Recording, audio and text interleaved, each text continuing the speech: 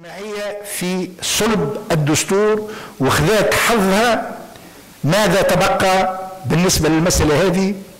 تبقى وأن كما نقول بالنسبة للوخيان المستانسين باللوائح في المؤتمرات وفي الاجتماعات شوية تروشيك. التروشيك في الثنية، التروشيك هذا باش يقع في إطار هيئة التنسيق والصياغة في المرحلة الأخيرة، وبالطبع بالاستعانة أو بالاستئناس بالخبراء اللي باش يشاركونا في المرحلة الأخيرة وباش يسمحوا لهذا الدستور هذايا باش يكون مضمونا وشكلا حقيقة في صورة هذه الثورة المجيدة اللي عاشتها تونس، هذه الثورة اللي يعتبرها العالم.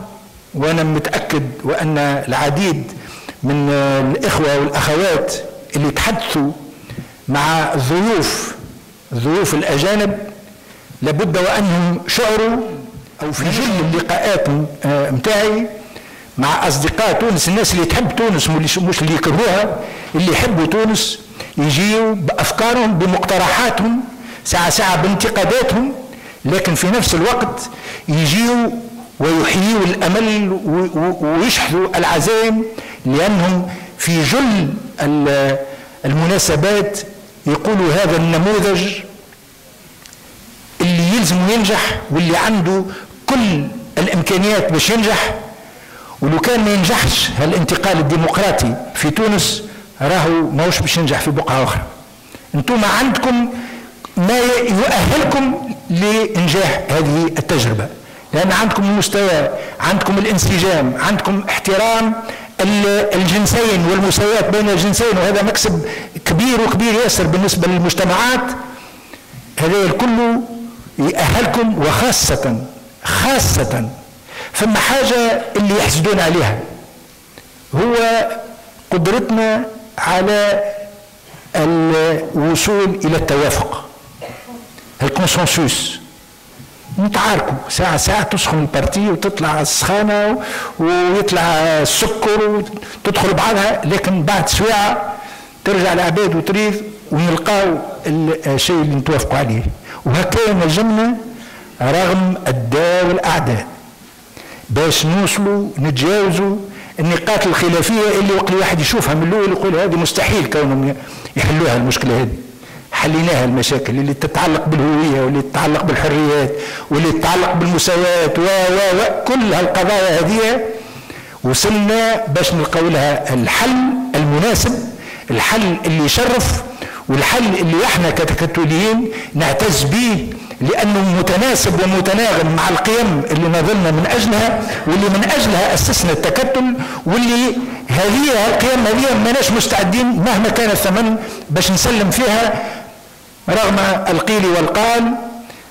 نثبت كل يوم وفي كل مناسبة في داخل المجلس الوطني التأسيسي وخارج المجلس الوطني التأسيسي وأننا دائما متشبثون بهذه القيم الكونية، الحريات، المساواة، وأن ربما ما أسعفتناش الانتخابات الأخيرة باش تعطينا 40 ولا 50 مقعد في المجلس، لكن الحجم السياسي وخاصة العزيمة الموجودة عند كل مناضلينا ومناضلاتنا، وشاهدناه هذا في رحاب المجلس الوطني التأسيسي، وشفنا حقيقة لبوات كما يقولوا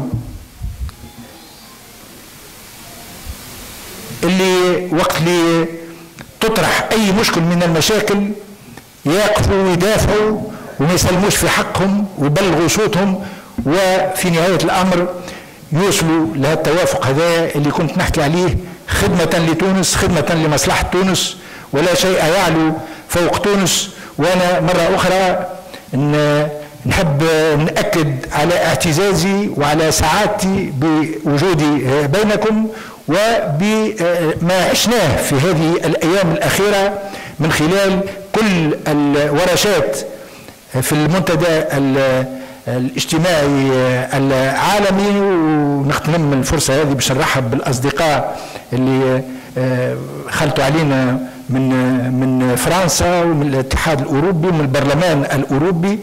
نرحبوا بهم ونزيدوا نأكدوا وأن محقق، وأن بعد هالورشات هذه بعد المشاركة في هذا المنتدى باش يكونوا أفضل سفراء لتونس ولثورتها المجيدة، ثورتها السلمية التي أبهرت العالم، وسنبهر العالم عندما نحقق وتكتمل هذه الصورة بالمصادقة على الدستور وبتنظيم الانتخابات القادمة بشكل لا يترك أي مجال لشك فتكون تونس منتصرة دوما.